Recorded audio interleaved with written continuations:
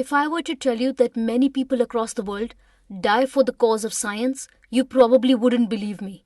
Or maybe you would think I'm talking about the famous historical trials of Plato, Copernicus, or Galileo. The trial and subsequent assassination I'm going to tell you about is firmly in the lineage and tradition of scientific secularism. Perhaps you have heard of the likes of Christopher Hitchens and Martin Ames. India too has a long tradition of such figures. The story I'm going to tell you today is about the life and murder of a man who had dedicated his life for the cause of science and scientific temper.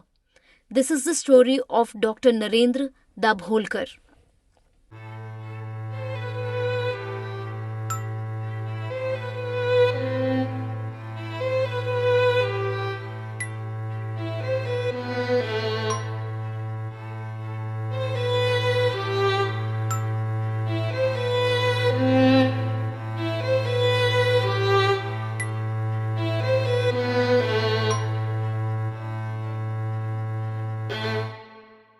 Hi, welcome to Collectively Vigilant. I'm Dr. D. And I'm Sam. The life and legacy of Narendra Dabholkar began in a modest household in Maharashtra, India. He was fond to father Achyut Dabholkar and his mother Tarabai Dabholkar and was one of 10 children. All 10 of these children were raised with a lot of love, support, values, and most importantly, social consciousness. In his early years, Narendra Dabholkar attended the New English School, which is in the Satara region of Maharashtra in India. He later pursued his higher education at Wellington College in Sangali before earning an MBBS, which means he later became a physician, from the Government Medical College in Miraj in Maharashtra.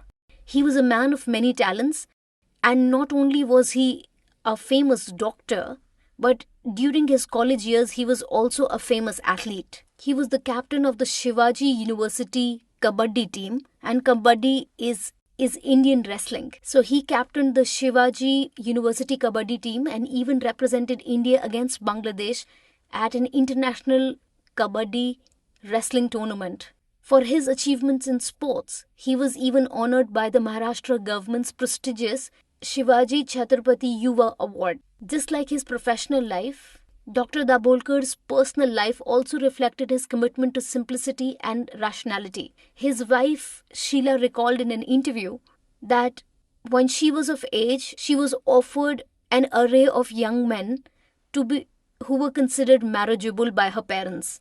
But of all of them, she chose Dr. Narendra Dabholkar, not because he was a doctor, not because he was a wonderful person, of course, that she would only know about later because this was an arranged marriage. She was really attracted to his idealism and his social consciousness. After they got married, Sheila Dabholkar and Narendra Dabholkar had 2 children, and they named their son Hamid Dabholkar and their daughter Mukta Dabholkar.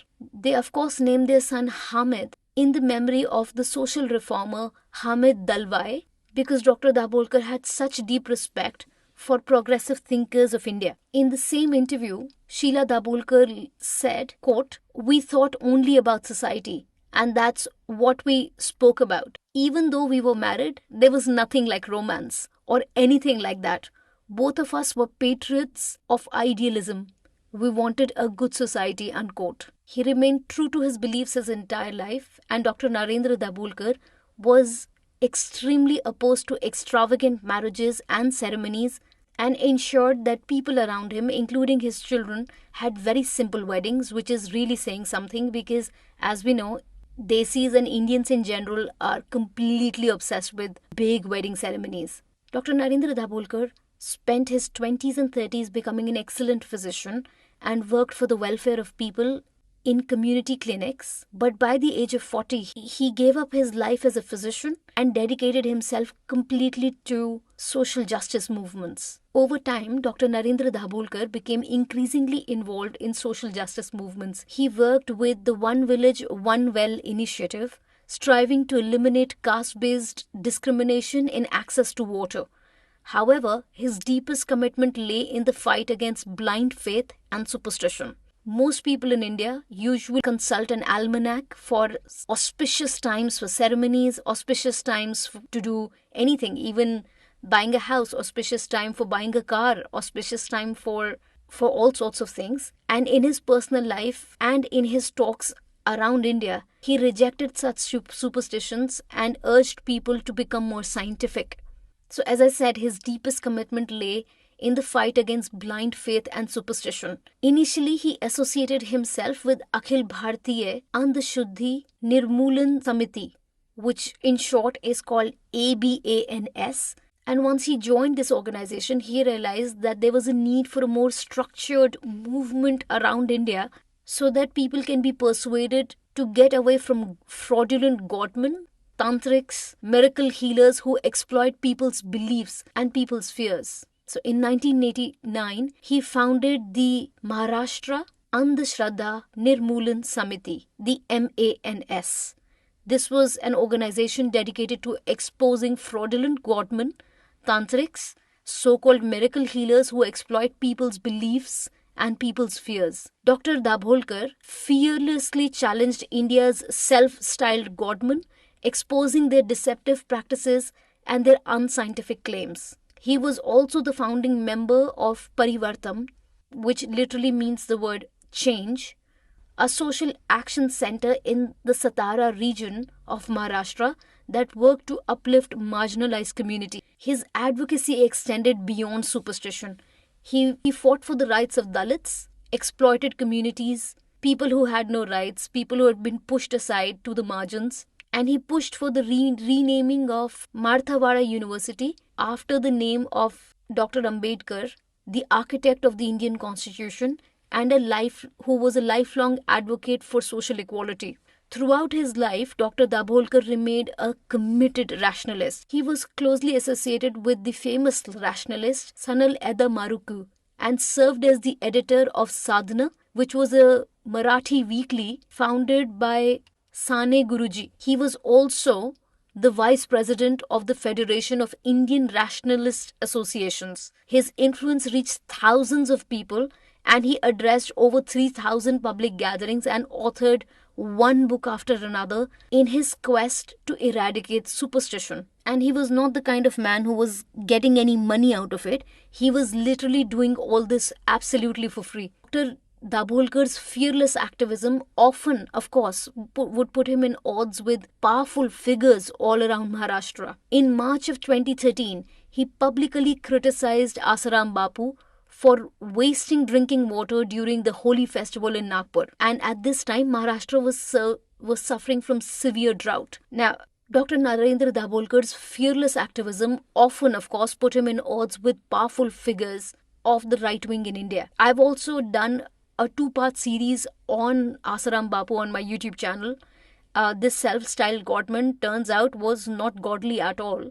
If anything, he has been accused and charged with several cases of rape of his devotees. You can check that on the YouTube channel.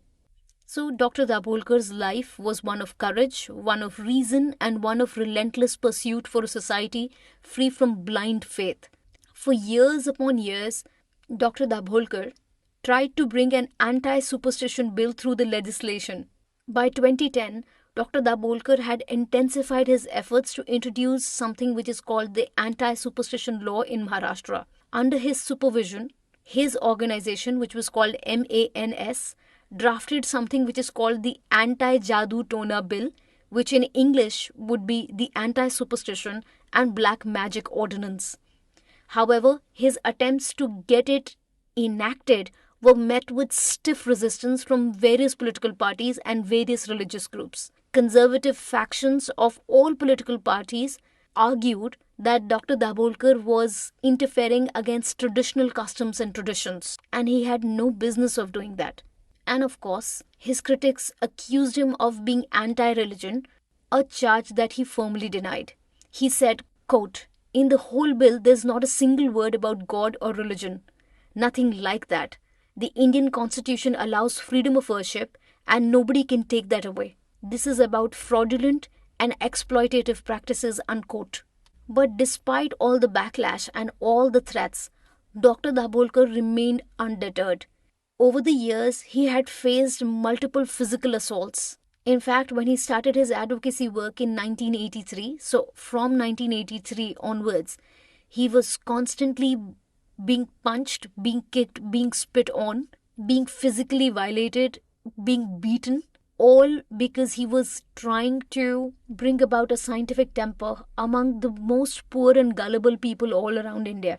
People who would fall for someone doing a magic trick. And then Dr. Dabholkar would reenact the whole thing without any veil of secrecy, and he would show those poor people that they shouldn't be falling for these so called godmen, anybody who claims to be healing, anybody who claims to take a few pennies and would probably predict your future. He said, stay away from all that. And of course, for doing all this, he was threatened time and time again, he rejected police protection. His response to dangers that he faced was always courageous and very poignant. Once, in one of his interviews after he was physically assaulted, he said, quote, if I have to take police protection in my own country from my own people, then there is something wrong with me. I am fighting with the framework of the Indian Constitution. It is not against anyone, but it is for everyone, unquote. But unfortunately, the people of his own country, the people of his own state, would bring about his tragic demise. So, on the morning of 20th of August of 2013, Dr. Dabholkar was out for his routine morning walk near Omkareshwar temple in Pune. That's when Dr. Dabholkar was assassinated at 7:20 a.m. Two unidentified gunmen fired 4 bullets at him at point blank range and then fled on a motorcycle. Two of those 4 bullets struck him right in his head and chest, and he was killed instantly. The police investigators later revealed that his murder had been orchestrated by a radical extremist group called Sanatan Sanstha. The group linked to the killings of Dr. Dabholkar was also responsible for killing 2 other rationalists within the Maharashtra area. One was the renowned rationalist Govind Pansare, and the other was the rationalist and social reformer M. Kalburgi. Dr. Dabholkar had known since 1983 that his relentless fight against superstition had made him a target for people who wanted to silence his progressive points of view, people who wanted to exploit the poor, people who thought that he was anti-religion. Dr. Dabholkar had pleaded to donate his body to a medical college after his death. So even in his death, he wanted to do something amazing for the people of his own country. But because he was assassinated, it was necessary to conduct an autopsy, which of course rendered his remains unsuitable for medical use or for organ donation. His cremation was carried out in Satara region of Maharashtra without any religious rites, which was in keeping with his rationalist belief. In another powerful break from tradition, his daughter Mukta lit his funeral pyre and not his son Hamid. If you know anything about Hindu rituals, you know that it's usually men in the family who light the funeral pyre during cremation. Even in his death, his family was challenging the deeply ingrained practices which are usually reserved along gender lines in India. And just like he had asked his family to do, his family scattered his remains not in the holy Ganges river but in an organic farm without any religious ceremony. Just 2 weeks before his murder, on 6th of August of 2013, Dr. Dabholkar had publicly criticized the chief minister of the state where he lived, which is Maharashtra, Prithviraj Chavan, for failing to discuss the anti-superstition bill despite being tabled in several sessions of the state assembly. Ironically, his death, Dr. Dabholkar's death, forced the government to act, and after the day of his assassination, the Maharashtra cabinet finally cleared the Anti-Superstition and Black Magic Act in Maharashtra. However, it still required further parliamentary approval to become a law, and after going through 29 amendments of the bill was finally enacted on December 18 of 2013, a few months after his assassination. because there was lots and lots of pressure on the police to figure out who had masterminded the killing and execution of Dr. Dabholkar. On August 20th of 2013, the police began to suggest that Dr. Dabholkar's murder was a well-planned assassination. And because Dr. Dabholkar's life was a well-planned open book, his assassins knew that he stayed in Pune on Mondays and Tuesdays.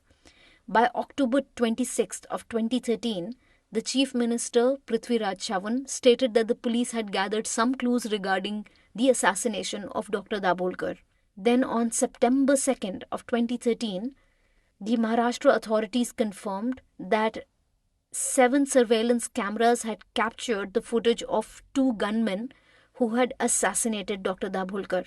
Those recordings were sent to a London-based forensic lab for further analysis. However, because of a lot of red tapeism, the investigation quickly became a subject of public scrutiny. Activists like Ketan Tirodkar filed a public interest litigation requesting that the case be transferred to a national investigation agency and not be handled by the state police. The Bombay High Court sought responses from the National Investigative Agency on the 24th of September of 2013.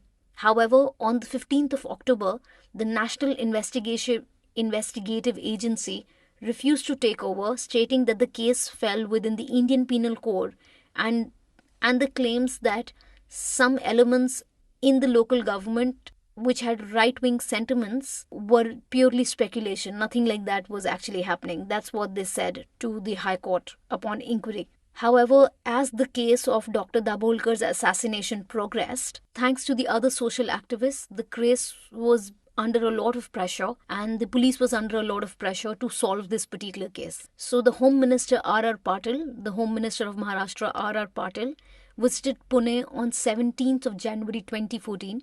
And remember, he was killed in August of 2013. And he went to the Pune police and gave them 1 week to show progress or hand over the case to the Central Bureau of Investigation. So, just 3 days after the Chief Minister, the Home Minister R.R. Patil, gives them this ultimatum, suddenly within 3 days, they were able to arrest 2 suspects. As the case progressed, the presiding judge was presented with prosecution documents that charged, despite having these 2 suspects in custody after months of work. However, on 4th March of 2014, the Bombay High Court accepted the public interest litigation from Ketan Tirodkar seeking the intervention of the Central Bureau of Investigation, which is like the FBI of India. The court then ordered the Pune police to submit all their case diaries, all the work that they had done thus far, and hand over the entire case to the CBI. Finally, on the 9th of March of 2014, the case was officially handed over to the Central Bureau of Investigation. In March of 2015, the Central Board of Investigation, so this would be exactly 2 years after Dr. Dabholkar's assassination, the Maharashtra government announced a reward of 1 million rupees to anyone who would provide information about Dr. Dabholkar's assassins. So a breakthrough finally came on 18th of August of 2018. And remember, Dr. Dabholkar was assassinated in August of 2013. The CBI finally arrested a man called Sachin Prakash Rao Ondure. He was suspected to be one of the gunmen who had shot Dr. Dabholkar on the fateful morning of 20th August of 2013. In fact, Dr. Dabholkar's son, Hamid Dabholkar, was basically doing all the legwork trying to develop. Dr. Dabholkar's own son, Hamid Dabholkar, saw the arrest of Sachin Prakash Rao Ondure as the key development in identifying who was the real mastermind behind the assassination of his father. Upon further investigation by 2019, it was revealed by the Central Board of Investigation that Sanatan Sanstha's lawyer, Sanjeev Punelkar, had helped destroy the weapons which were used by the assassins in the killing of Dr. Dabholkar, allegedly. Further investigation in 2019 revealed that the Sanatan Sanstha's lawyer, Sanjeev Punalkar, had helped destroy the weapons used in the murder of Dr. Dabholkar and journalist Gauri Lankesh.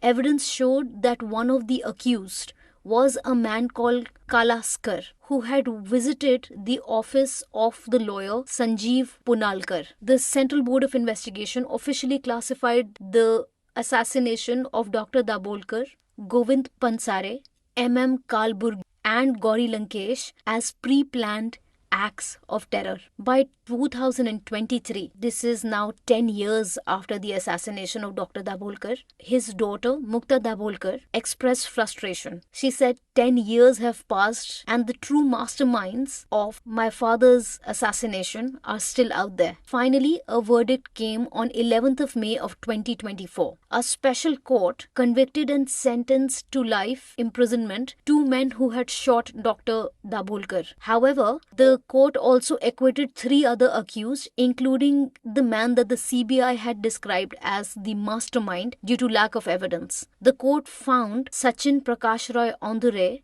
who was just 33 at this time, and Sharad Bhanusaheb Kalskar, who was just 28, were guilty of murdering Dabholkar on 20th of August of 2013 at 7:20 a.m. Apart from life imprisonment, both of these men were also convicted of the common intention under the Indian Penal Code, Section 325 of the Arms Act, and were fined 5 lakh rupees. Even after more than a decade, the fight for justice for the assassination of Dr. Narendra Dabholkar still continues.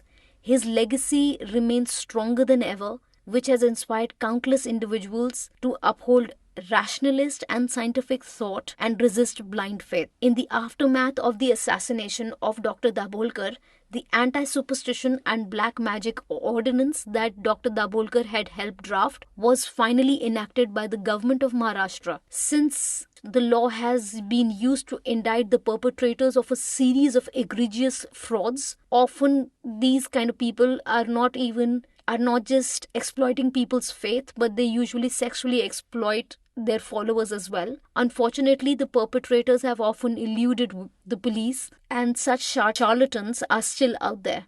Due to the efforts of Dr. Dabholkar, the anti-superstition and black magic ordinance now applies in the province of Maharashtra, but unfortunately it applies in Maharashtra alone. In the rest of India, people still lack comparable protection from fraudulent pretend healers and miracle workers and people who call themselves babas or people who call themselves gurus. Dr. Dabholkar's daughter Mukta and other activists have picked up his work and they have carried it forward for a nationwide anti-superstition law. To honor Dr. Narendra Dabholkar, the All India People's Science Network observes the day of his killing, 20th of August, as National Scientific Temper Day to commemorate Dr. Narendra Dabholkar. These crimes are so insidious and they are so deep-rooted in our system that we all have to be very collectively vigilant against crimes like these.